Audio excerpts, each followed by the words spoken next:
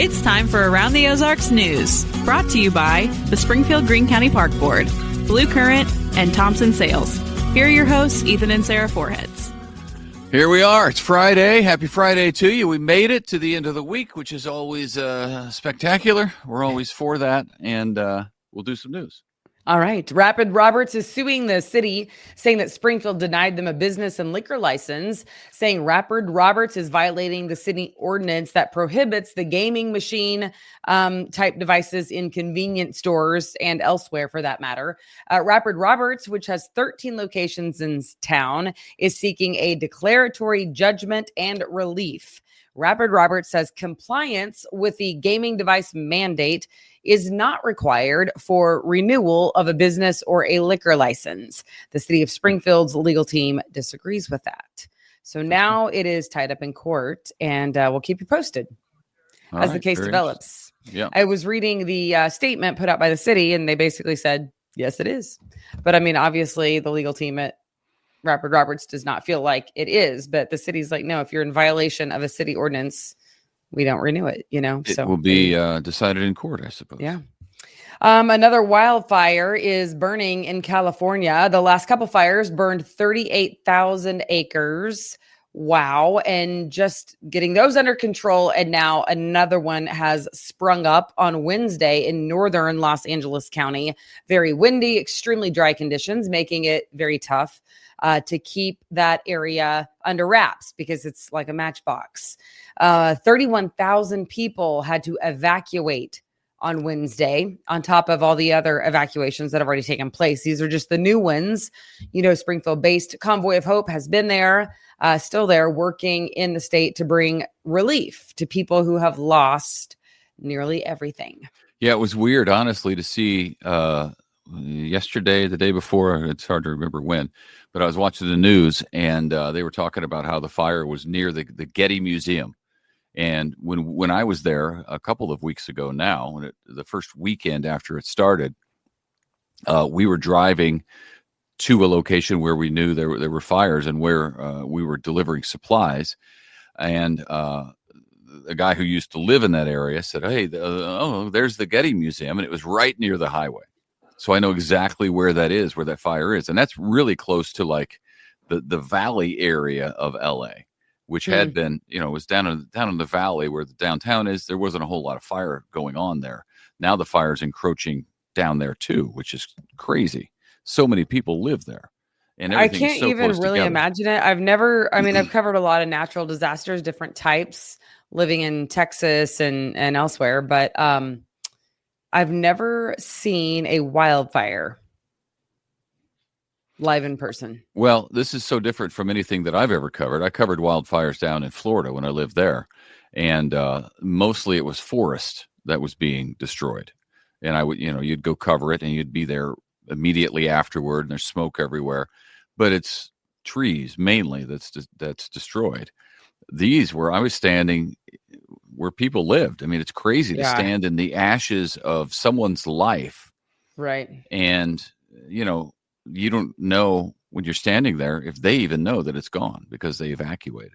Right. But the chimney is standing. It's very haunting to look around, and all you see are brick chimneys around the area. Yeah. Did you post any pictures of your still shots? No. Of where you were? I saw some of you, not on your page, but elsewhere, and I was like, "Whoa!" You need to post those. Just so that people can get a visual of where you were. Yeah, it was odd. Well, we were in Altadena, and I mean, I've seen drone shots of Altadena, and it's leveled. I mean, there's street after street where it's just ashes and smoke. We were in an area that we were driving through a neighborhood, and I said, "Oh, that house is burned down over there," and then you'd drive, and there'd be neighborhood fine, and then 2 more houses burned down. And then you drive and 6 houses in a row. It's just very strange how in some places it's very hit or miss. Yeah, that's weird. It sounds like a tornado. Well, it's very odd. It's just because how tornadoes, it's like embers. A row of houses is gone, but then there will be 1 or 2 that it like jumped over, and then more. You know what I'm talking about? You've seen plenty of those. Yeah, it was odd. I don't know how fire does that, because you'd think that if fire gets somewhere, it's with everything as dry as it is out there, that's going to burn down everything. But and in many places, that's what it's doing. So convoy continues to work out there, delivering supplies, more than I think 60 semis full of supplies to this point, being delivered and dropped off to people. And it's going to continue because these fires are getting worse, it seems, adding new ones. Greene County deputies, meanwhile, back here in our neck of the woods, have technology in their cars that can alert other deputies in their patrol cars about who is where when they're responding to emergencies, kind of a coordination system. It's called Vehicle Safety Gateway Technology, and it allows all first responders to integrate their systems to this system. That way, if there are two police cars or a fire truck and a police car coming up on an intersection, they can know where the other people are and avoid a collision and coordinate a little bit better. The technology can also alert the public. So if right now you're using Apple Maps or Waze, or there are a couple of other mapping systems, it doesn't look like Google's part of it, which I think is the main one that people use. But anyway, some of those are being integrated into it as well. So you have an idea, a little more advanced warning if there's a lights and sirens coming your way and you need to stop or get out of the way. Yeah, I was remembering, I don't remember the details. I actually was going to look it up for the audience, but I can't find the story. But I am so confident that years ago, like somewhere out in like the Ebenezer Fire Protection District area, there was a crash of like a fire truck and a deputy going both to an emergency, the same emergency, but both coming on those county roads that come up to like a 90-degree angle, and not being able to see around. But if you have lights and sirens, you assume, okay. And they do slow down. And I think they did slow down, but they still hit. And I was like, man, it would be helpful, especially in some parts of the Ozarks, if there's any kind of foliage, you cannot see around the corner. Right. And so this is really big for a lot of the area I think it's almost more important in rural than it is even in city, Well, rural's not getting them. I think there's probably a big cost involved, or at least some Greene cost County involved. Gets really rural, just so you know. Well, right. But if you're talking, Greene County isn't the rural county in our area. There are others. True. But there are some spots. Yeah, farm roads and foliage. So, well, I mean, eventually they'll get the cost down on this, and more places it'll become standard equipment. But Greene County's got it now, and we'll see how it catches on, how they do. And soon, meanwhile, more services are going to be going to the Springfield Airport because more people are flying, more than ever, actually. The airport had record numbers for the second straight year. In 2024, 1.4 million passengers flew out of Springfield. That is up from 1.3 million in 2023. $25 million worth of improvements are also coming to the airport this calendar year. They're going to expand short-term parking lot by about 300 parking spots, which I think is huge. Replacing 5 of the terminal's 10 jet bridges, which, okay, that does. I don't think passengers know that they're 30 years old, which I think they are. You can't really tell, but if they need new ones, okay. And they're going to expand the tarmac a little bit. They're going to put new carpet in because that's old as well. But and they're trying to figure out a way to build a parking garage. I saw that they were talking about the parking garage. So we'll see if that comes that's about. Big money. That's like $40-60 million for a parking garage. But I've had people come to the airport to be picked up at the airport, and they're like, why don't you guys have a parking garage? Isn't it? Because they expanded the long-term out so far that you have to walk a mile almost.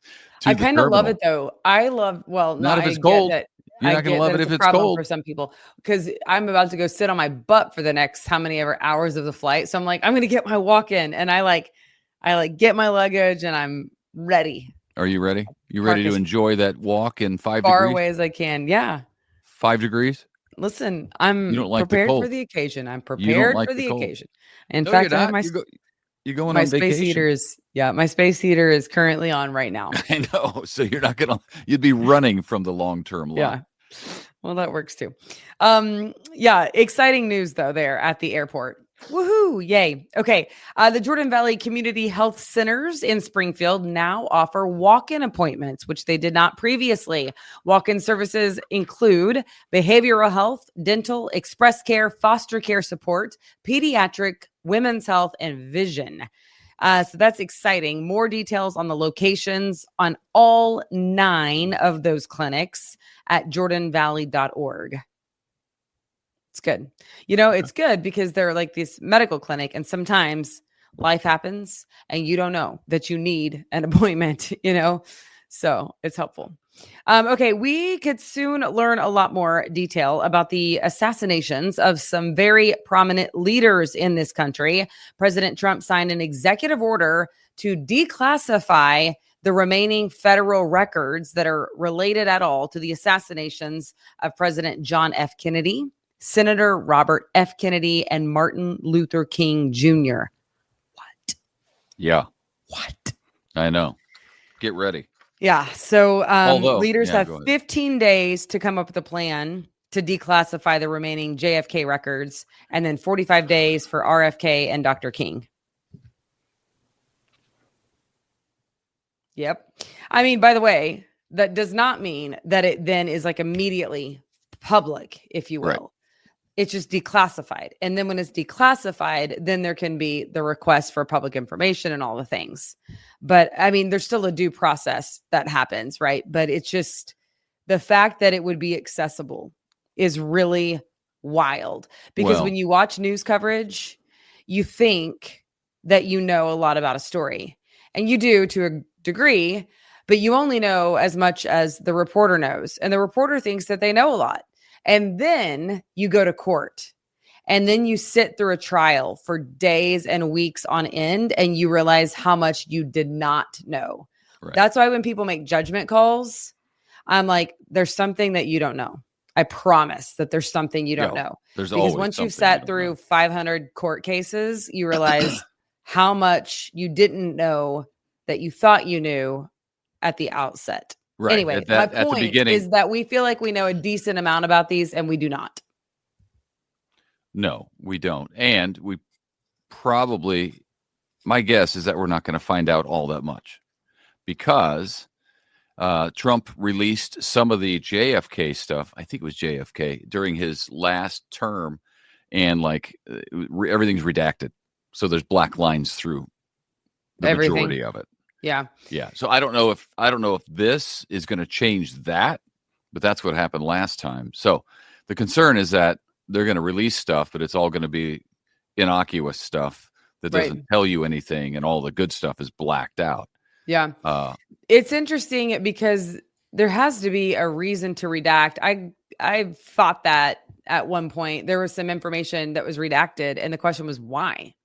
Why is that redacted? Sometimes it's because people involved are still living, and they don't want to. Yeah, this was a government story, and we got it. We ended up getting what we were going for, but it is interesting because sometimes you see stuff redacted, and you find out like it absolutely should not have been redacted, and then they don't redact the dude's social security number. I'm like, I could steal his identity now. Just just mark that out. The question, who's doing the redacting? Well, yeah, I know. That's the thing. It's the government. Yeah, well, someone could speak to this way more intelligently, but the redaction process does not seem uniformed. No. So maybe it should be, or maybe it is supposed to be. But in my very limited experience, because I get that it is limited experience, it seems very selective.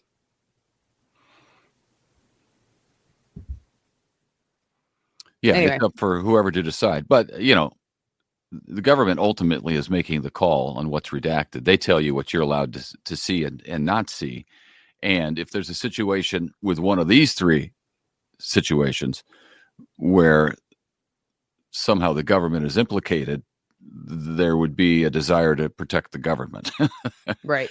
And because the faith of the people is in the government, and that could be shaken. I'm not saying it is. I don't know about that, but I'm just saying that's a strong statement. Well, we have to have faith in our government to I some know, level. I know. Yes, I agree. I'm just messing with you because you Okay. said it so matter-of-factly.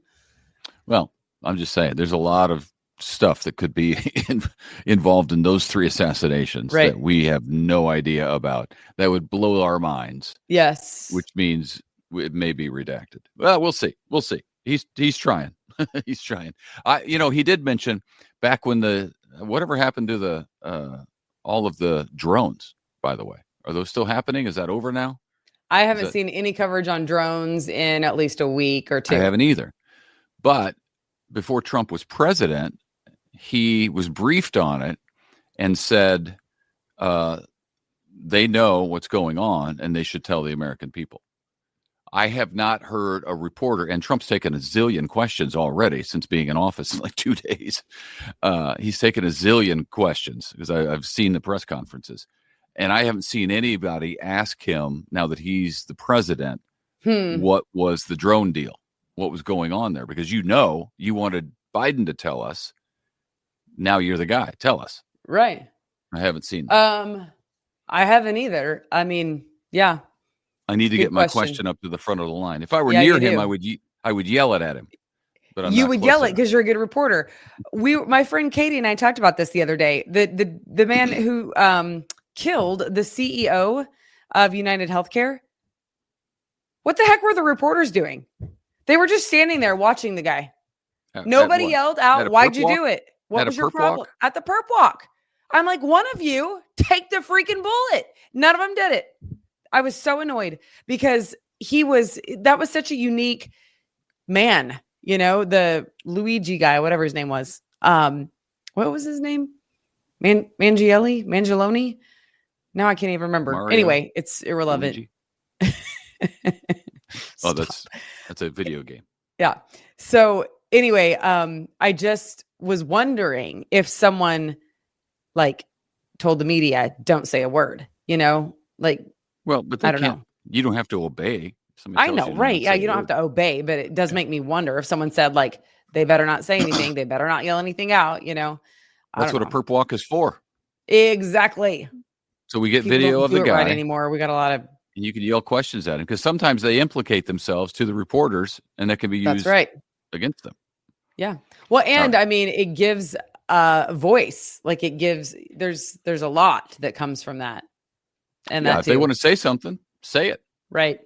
Anyway, literally nobody yelled a question. Okay. So, moving on. Journalism ain't what it used to be. It's true. Duck Dynasty. Meanwhile, we're going to report on Duck Dynasty. Duck Dynasty is returning. A&E is announcing 20 new episodes that will be released 1 hour each over 2 seasons. Updated show will follow Willie and Corey and their growing family of adult and grandchildren. The next generation, you could say, of the Robertsons living on the family homestead in Louisiana. So that's going to premiere this summer. Just know that it's coming. Duck Dynasty ran for 11 seasons, had about 12 million viewers. So it did very, very well, as did the Robertsons. Yes. I never tuned in, which is terrible because 12 million people did. So I cannot add to the pop culture discussion, but I do know a friend of mine read their book and grew a lot as a human. No. Okay. Yeah. Loved the book and really seriously, they were this is phenomenal. So, good for them. That's exciting. Yeah. What's going on this weekend? Couple of weekend events to tell you about. We have the O'Reilly Auto Parts Outlaw Nationals that is happening at the Ozark Empire Fairgrounds inside the new and heated Wilson Logistics Arena. So that is Friday tonight and Saturday tomorrow. Tickets are on sale. Go have fun. I've been to a monster truck show. If you've not, are you really living if you haven't been to a monster truck show? I mean, it is a sight to behold. So, that's good time. Hey, also this weekend at the E-Plex at the Ozark Empire Fairgrounds is the Greater Springfield Garage Sale. It's an annual thing they do. It is tomorrow and Sunday. So they're going to have lots of stuff: antiques, collectibles, jewelry, clothes, arts and crafts, furniture, everything that you would see at a garage sale. I do feel like You're the gonna garage see it. sale might be more my speed than the monster truck show. Yeah. But I mean, maybe I could go either way. Well, it's going to be big. So it's Saturday, tomorrow, 9 a.m. to 6 in the p.m., and then Sunday, 10 a.m. to 4 p.m. So I would imagine that if you go Saturday, you're going to see more stuff, maybe better stuff. But on Sunday, you trade it off because you're going to get better deals, probably. Right.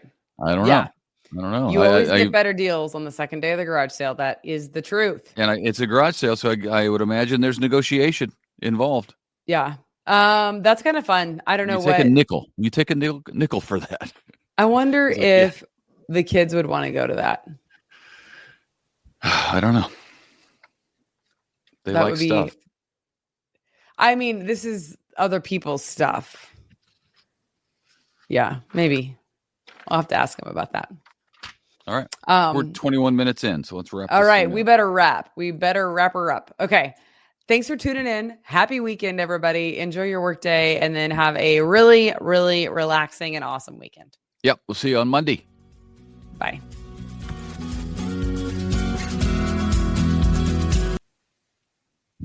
It's time for Around the Ozarks Wake Up Weather, sponsored by Command Family Medicine and John's Heating and Air. Here's your host, meteorologist Abby Dyer. Good morning, everyone. We are waking up on this Friday, January 24th, to about 10 degrees in the Ozarks. We're getting kind of used to this extreme cold, though, and this is better than it's been the last couple of mornings, so I guess we'll take it. It is going to be pleasantly warm today, with highs making their way back into the 40s. We'll have sunshine in the forecast all day thanks to high pressure and dry air. We can heat up dry air very quickly. That's why we're starting at 10 and warming more than 30 degrees through the course of the afternoon. What also is going to help us out with that is a nice southerly breeze in the forecast today. So overall, things cold, but it could be worse. And we are heading in the right direction as we get back closer to the weekend. In fact, the weekend temperatures are going to be a bit warmer for us. That is a headline across the country. Daily afternoon temperatures will reach above the freezing point area-wide through the early part of next week. It is a nice treat of day after day after day of us getting above that 32-degree point. It will aid in some of the melting of the snow piles that are still scattered around the Ozarks, and it will allow for warmer days to maybe at least get outside for a couple of hours during those peak heating times. High pressure in control of our weather pattern today. I'm expecting nothing in the way of precip today. In fact, we won't even have much in the way of cloud cover. I have a primarily sunny day in the forecast with a high temperature of 42 in Springfield. Full sun, southerly winds in the forecast. The winds, a nice breeze, 5 to 10 miles an hour, but nothing too strong in the forecast today. Even so, it's adding to the wind chill factor early this morning. Just the light breeze makes it feel like the low single digits. So you'll definitely want all the winter gear if you're heading out the door right now. I am expecting, though, that by this afternoon, we have temperatures in the 40s, which is better than we've been most of the week.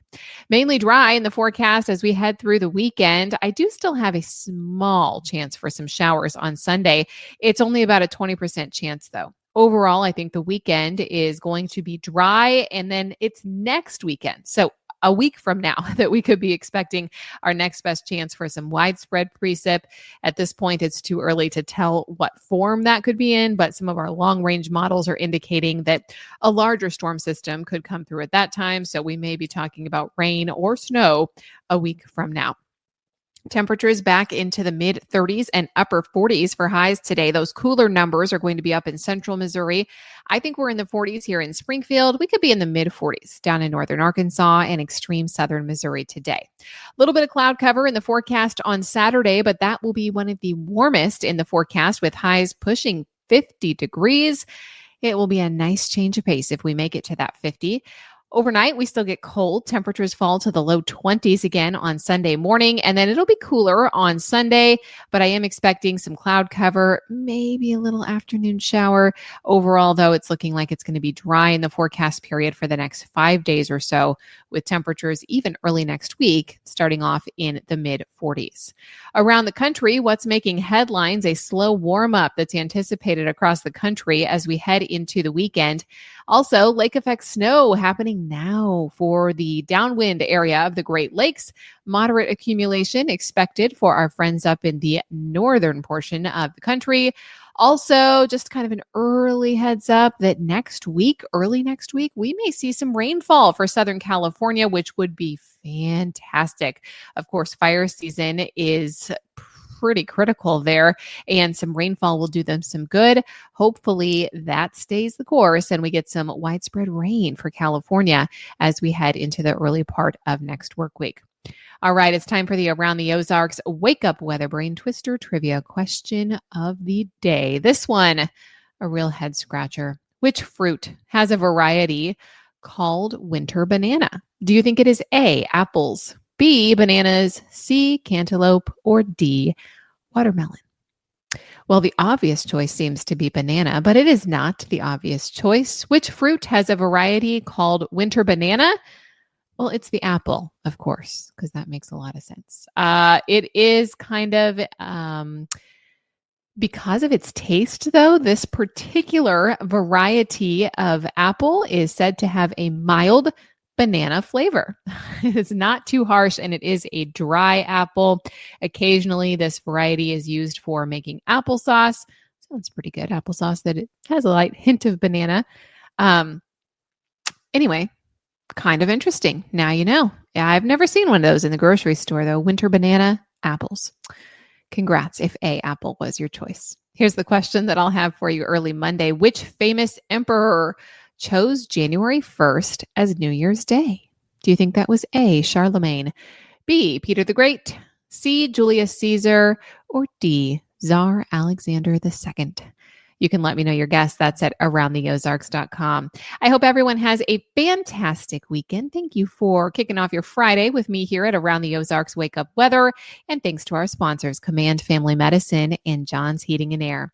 Don't forget, if you need a forecast through the weekend, there's one always available on the website. We have up-to-the-minute weather info all day long. It's at aroundtheozarks.com. Have a great weekend. Stay warm, and we will chat again on Monday morning.